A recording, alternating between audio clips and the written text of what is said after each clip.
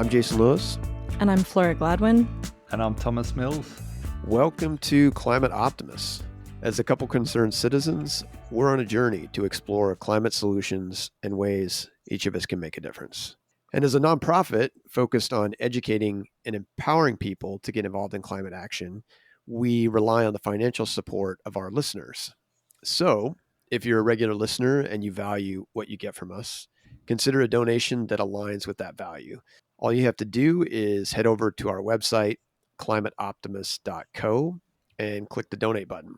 Even $5 a month goes a long way in helping us deliver on our mission. And if you happen to be short on cash, but you still want to help us out, have your friends subscribe and make sure you rate us on your streaming platform. Absolutely. And if you're looking for an extra podcast to download for your upcoming road trip, we have a fun recommendation for you. When the People Decide is a podcast about how everyday people are shaping democracy and how you can too. The first season was about people who used ballot initiatives to bring issues they care about directly to their fellow voters, often bypassing state legislators who stood in their way. The second season, which is now streaming, looks at cities and towns that are strengthening democracy at the local level. Learn about how the residents of Petaluma, California won the democracy lottery and how Durham, North Carolina is turning over a portion of its budget to residents to spend. The podcast is a project of the McCourtney Institute for Democracy at Penn State and is produced by LWC Studios. Yeah, definitely a great podcast worth checking out. So there's been an ongoing debate, some of you may be following it, in the environmental community and in the media about the value of carbon offsets. Some folks will argue that they're actually worsening climate change, while others will claim that they're a critical tool. And while this debate continues, the demand for offsets is only growing. So whether a company is looking for a climate solution, or in the case of our friends at, Chevron and BP, a PR solution, offsets have become increasingly attractive commodity. So in this episode, we're going to be digging into the topic and hopefully giving you a foundation to make your own decision about offsets going forward. But before we dig into offsets, let's talk about this week's reason for hope. Thanks, Jason. The US Interior Department has increased the cost of drilling oil on federal lands. And this is a sort of across-the-board increase, and some of it is quite substantial in a percentage terms. The first one, it's royalty rates. They'll increase from 12.5% to 16.7%. And I was kind of disappointed to find out that the royalty rates were so low. And the fact that these rates haven't changed since the 1920s, which is bizarre. But anyway, the other thing that will change is that the minimum bid for auctions will go from $2 an acre to $10 an acre. Massive increase there from a percentage perspective. And the other thing that's going to increase quite substantially is the bond values. So whenever a company acquires a right to go and drill oil on land, they have to pay a bond to the federal government so that if they walk away from that lease, it can be cleaned up. In the past, for a typical 2,500 acre plot, they would pay a bond rate of $10,000, which is frankly a joke. That has now been increased to $150,000. Crazy. Which still in my mind is a joke. Yeah, right. But anyway, so there's about 3.5 million abandoned gas and oil wells already in the US. So, hopefully going forward, they continue to jack these prices, but this is at least a start. Yeah, I was excited to see it, and I don't know. I think it made my day to see the whining comments from the American Petroleum Institute. But it is pretty crazy when you think about the fact that we have 3.5 million of these abandoned, and a lot of them are out there leaking. So it is well past time, and it's, to your point, Thomas, it's crazy that they were this low in the first place. Yeah, definitely. So our guest today is Jenny Morgan. Jenny is the Market Development Manager for Tradewater, and in her role, she works with organizations to help achieve climate impact through the purchase of high-quality carbon offsets that reduce fugitive gas emissions. She operates under the belief that our most challenging problems cannot be solved by government and nonprofits alone. They require a collective effort. Prior to joining Tradewater, Jenny worked within the technology and hospitality sectors and has over 15 years of experience in business operations, market development, events, and community engagement. Outside of work, she enjoys spending time with her family and friends, hiking, running, swimming, and planning themed celebrations, which sounds super fun. Indeed. And Really love the fact that she believes, like us, that, solving climate change requires collective effort. So we're big fans of that too.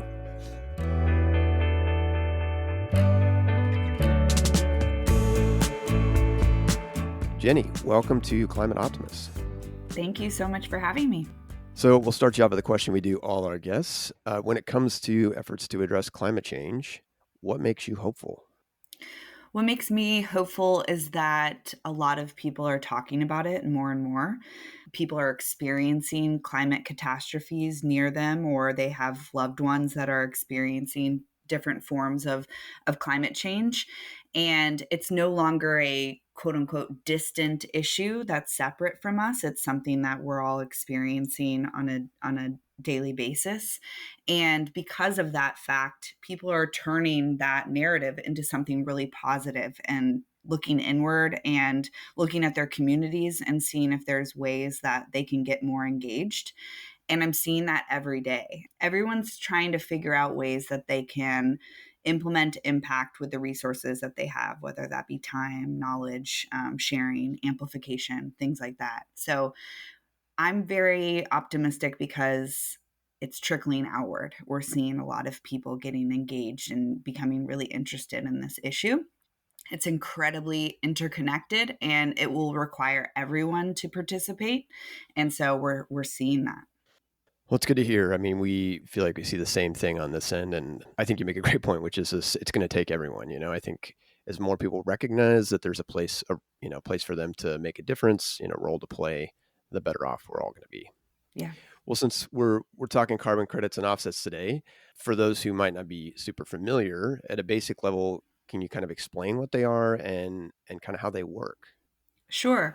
So a carbon offset is basically a representation of a climate benefit. So someone did something good and it has done X amount of good impact on the environment. So let's say it's helped destroy 100 tons of a greenhouse gas. That then is able to be purchased on the carbon market. So it's basically like somewhat like a gift card. Let's say that you have a gift card. The money has already been given to the restaurant that you've received this gift card. Now it represents the money and it represents a value to you, a dinner or a night out. And so that's similar to how the carbon market works. You're now holding a token and a representation of a climate benefit, and you can use that in various different ways. You can say, my company produces 200 tons of CO2 a day, and I have this token of 100 tons. So now I've cut my emissions, quote unquote, by 50%, and then I can work internally to cut the other 100.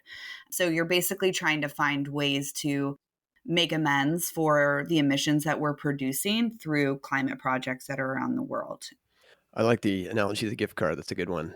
So let's talk about kind of, different types of offsets. Can you kind of walk through sort of what's out there?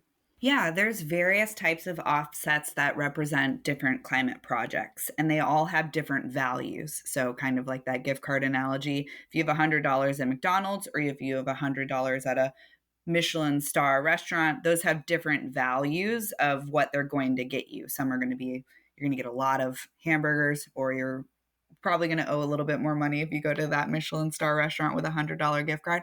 But they all have different environmental impacts associated with them. So you may have a cook stove project, for instance. So you're transitioning someone's cooking appliances that they have in their home to something that's a bit more environmentally friendly.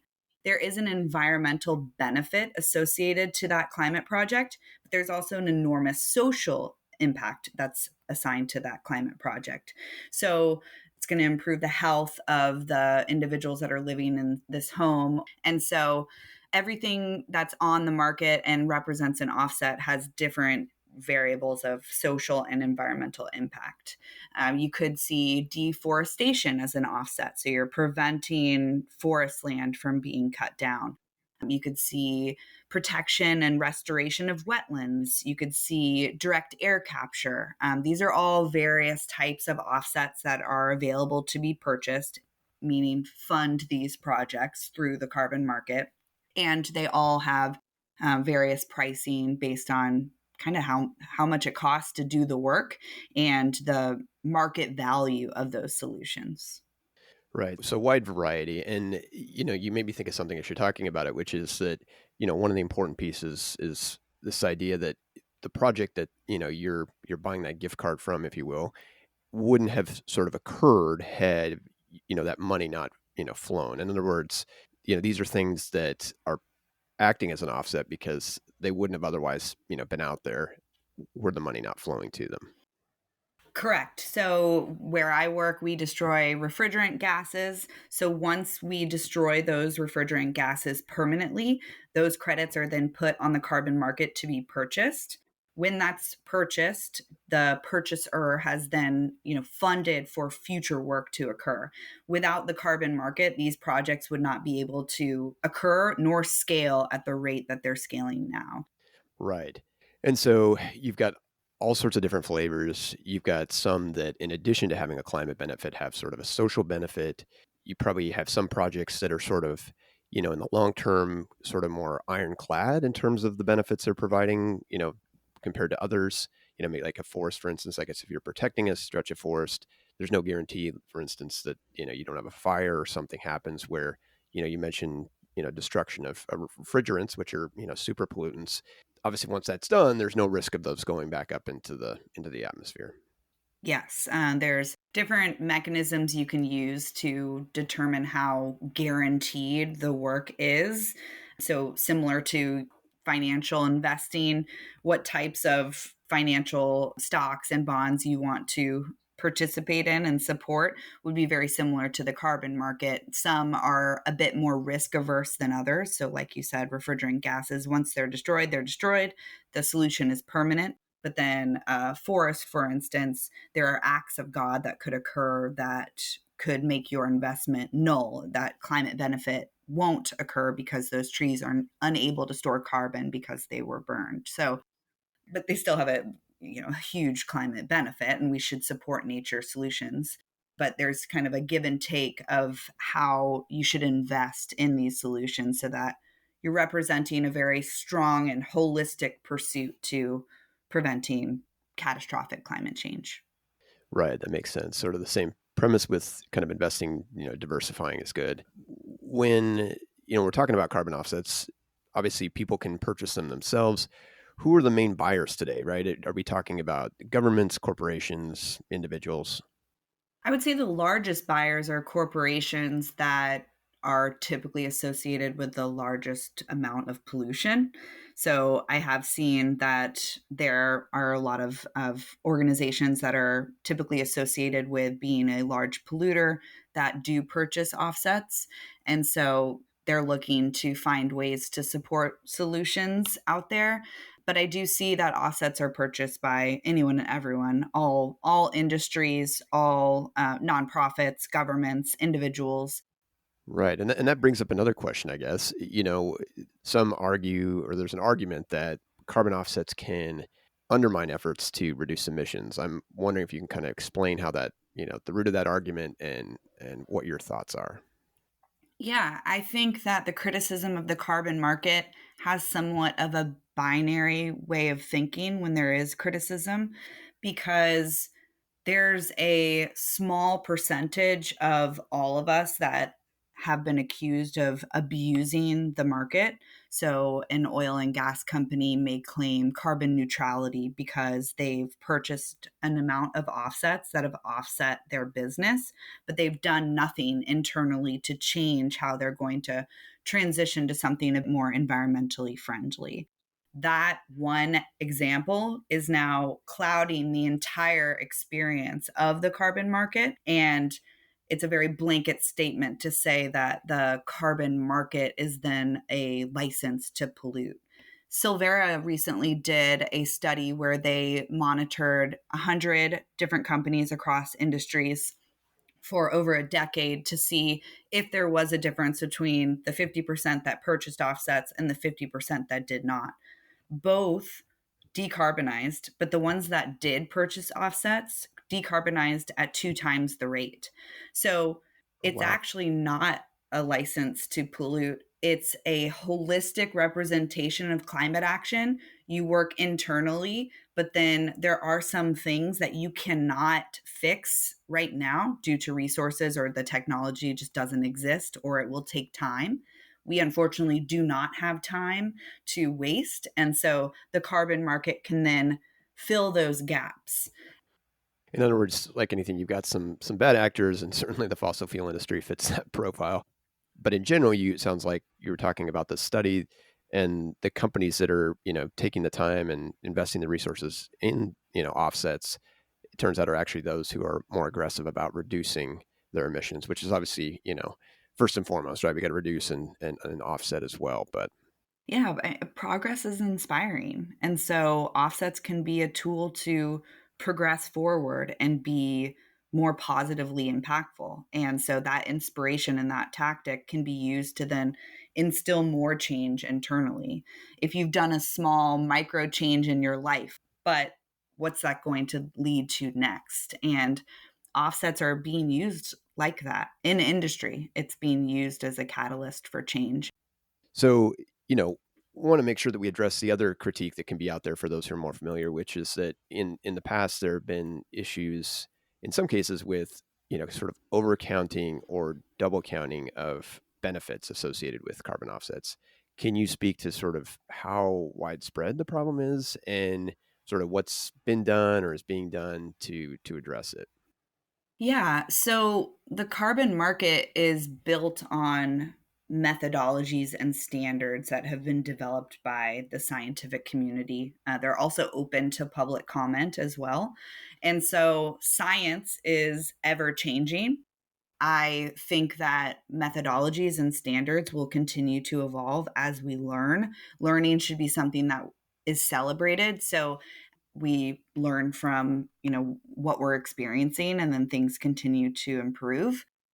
I do think that there's also this methodology that's placed to just simply count impact so that it can be quantified. That can open up room for disagreements. So let's take an example of a deforestation project. So you're protecting Forest X, and that's the project that you are then supporting in the carbon market. But then we find out that Forest X, there was actually only 10% of that forest that was under threat of being logged and being cut down. But Forest X was accounted for as its entirety. And so the carbon benefit and the environmental benefit has been overcounted. That is not occurring as much as the media is stating it is, but it definitely has occurred. That's why additionality is really important to review when you're looking at an offset that you're purchasing. And my heart goes out to nature based solutions, because additionality is very difficult to prove, but it can be proven. You have to prove that you're providing an additional climate benefit. You can't just point at a tree and say, aha, this tree, climate benefit, you're welcome. It has to be a tree that was actually about to be cut down, and then now you've protected it. And so then that can then add to the benefit, the additional benefit that you've provided. And I think with the scrutiny that offsets are getting from the community, we're going to see more and more push to be as close as possible, or even undercounting to just potentially remove any sort of accusation that could occur from a project. So it sounds like things have matured. You started out with sort of best available science, if you will, and as we've gone along, we've gotten better in terms of the processes used to certify or quantify the benefits. Wondering if you could speak to, and I know some of the stuff can get technical, but what other kind of improvements are being made, as the market matures to ensure robust offsets and kind of now and into the future, knowing that, we're counting on that offset when we buy it to be able to, deliver its value. I think improvements that are being made are efforts for transparency. We can see that there will be mandates that are occurring now and in the future to be more transparent in the efforts, the climate efforts that you're implementing in your own business, and then what the climate projects are that you're supporting. I would also say that the credit rating groups are definitely coming out more and more. And we're seeing that you can basically score all of the different aspects of a climate project. And I know it might be kind of hard for people to kind of wrap their head around it, but wondering if you can kind of speak to how quickly the market's growing, right? I mean, carbon offsets maybe weren't a big thing, 10, 15 years ago. Now, everybody's talking about carbon offsets. What rate is sort of the market scaling up? I mean, how much work is being done out there? It's a $1 billion industry, and an enormous amount of work is being done.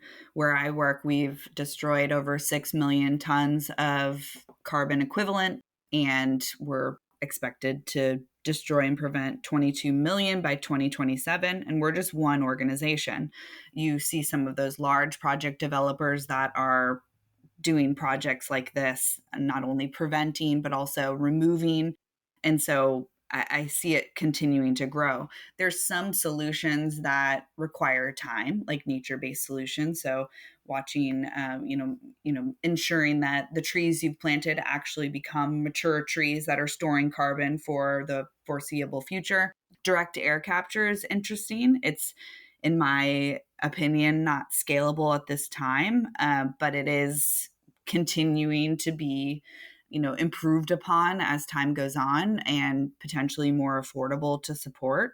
All of these solutions are gaining an enormous amount of momentum, and that holistic pursuit, as I mentioned before, of supporting these various solutions is going to help us not only pull the emergency brake of gases that we're emitting today, but then also support the innovation of removing what's already in the atmosphere now. Right. And I guess that makes me think of, maybe an important distinction is that as we're talking about, carbon offset as kind of that gift card, providing climate benefit, there's different ways, that can be done. So there's direct air capture, which you mentioned, which for folks who aren't familiar, right, you're pulling CO2 literally out of the air. You've got these nature-based solutions that are doing the same, but then you've got prevention side, right? So you've got these refrigerants that you were talking about that would have otherwise made their way into the atmosphere, and so you're providing benefit by keeping that from happening, or methane, capture as well. Yeah, I like to think of climate change like a canoe that's sinking. And so there's some solutions that are plugging the holes at the bottom of the canoe to stop the water from flooding in. And then there's the solutions that are, some are throwing water out with their hands, some are using buckets, some are using teeny tiny straws. And so they all have all of these different ways of trying to just get the boat back to floating. That's another great analogy. So since we're talking, we talked about offsets, different facets. Um, you know, for people who are trying to be conscientious, they've worked to sort of reduce their own personal footprint. But there's still things you do, like maybe you go to visit family and you hop on a plane. What recommendations do you have for someone looking to purchase offsets? What are sort of the key things to keep in mind? If you're looking to purchase offsets and you want something that's going to have a high guarantee and a high impact, I would look out for permanence. So, how can you guarantee that the investment you've made will have a permanent impact? Again, difficult to prove with nature based solutions, but if there's a plan in place to try to protect said action, that's really important. So, how is this climate work going to have a permanent environmental impact on the planet? Additionality, like we mentioned earlier, how is this providing an additional benefit? Transparency, so that can be done in many ways. The more traditional way is that the climate project is listed with the various registries that go under a lot of scientific review and are highly respected.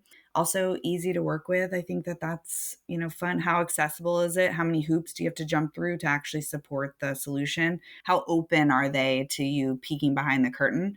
And then sharing it. I mean, I would say that how easy is it to share it with others to join you on this fight? That would be something that I would gravitate towards when I was looking at offsets. That's great. I think those are all helpful. And, encourage everybody who, is looking to address those hard to reduce emissions to, seek out offsets as a potential solution. Well, Jenny, thanks for coming on and educating us more about offsets. I definitely feel a little smarter. And yeah, thanks for all the work you do out there.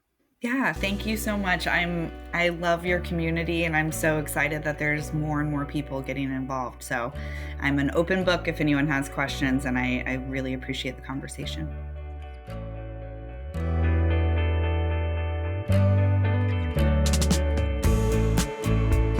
So Flora, Thomas, what did you guys think of the interview with Jenny?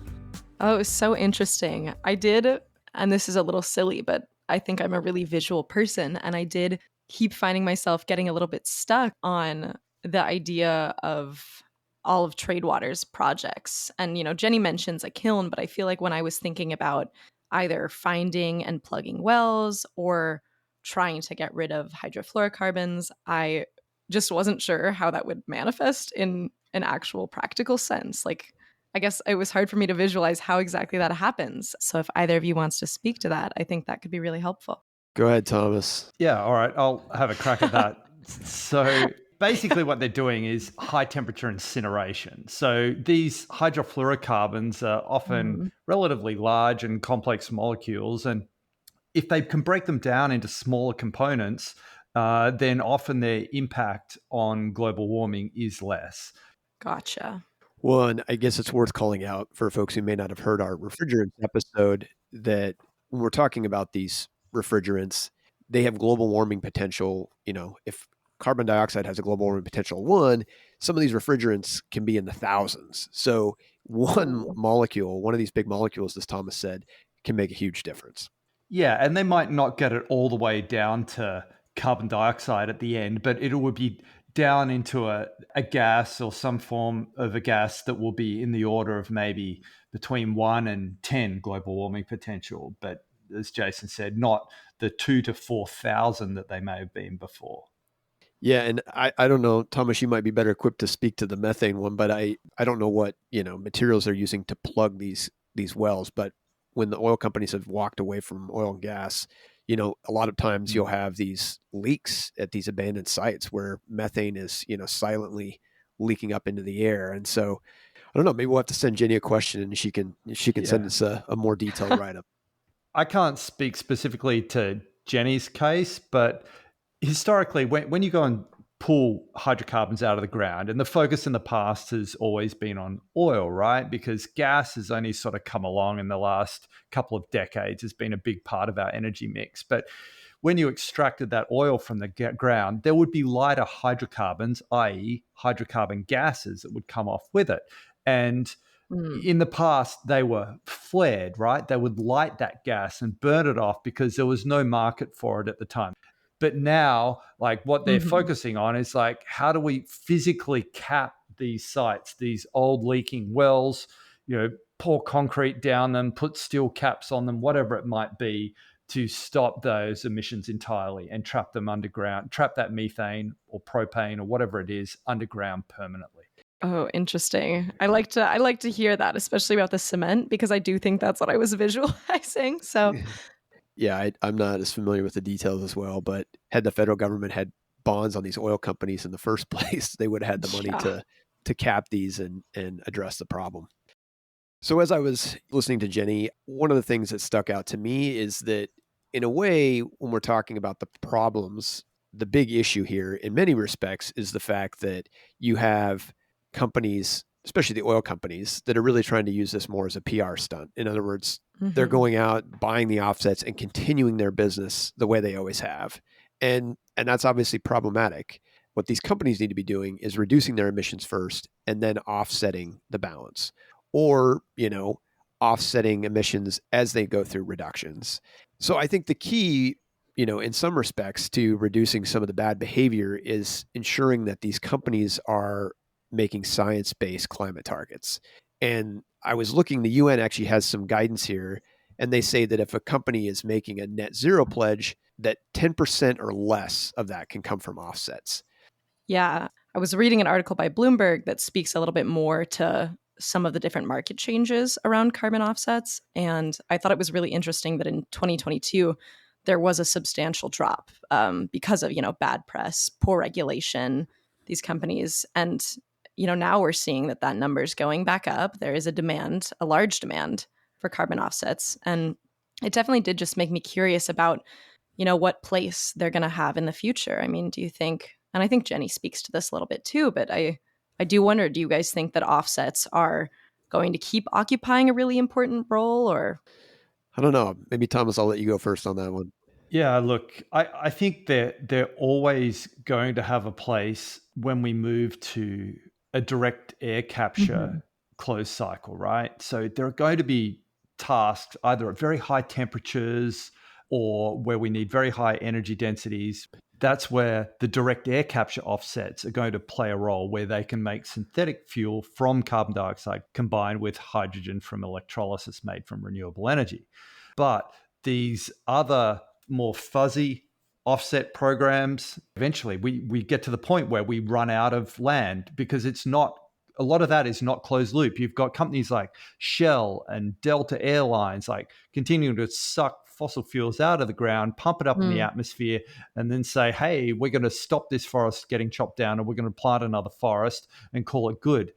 I think it's worth calling out the fact that all these organizations, or the vast majority that are pursuing this work, are doing it for the right reasons, and they're wanting to have an impact. I know most of the bad press has centered around nature-based climate solutions.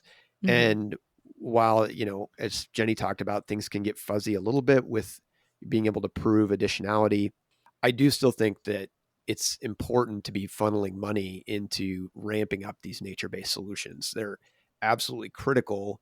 The challenge is that, we have this situation where it's really hard on a project by project basis to prove that, if you save 100 acres, that somebody didn't just go down and cut the 100 acres that's next door, right?